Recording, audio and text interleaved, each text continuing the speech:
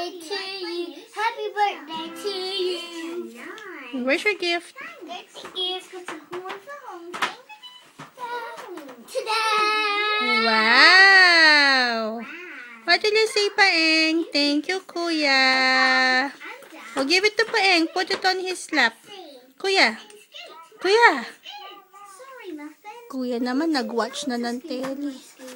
You could break it or hurt yourself. Ganda naman ng gift ni Paeng. Muffin horn will. Happy birthday!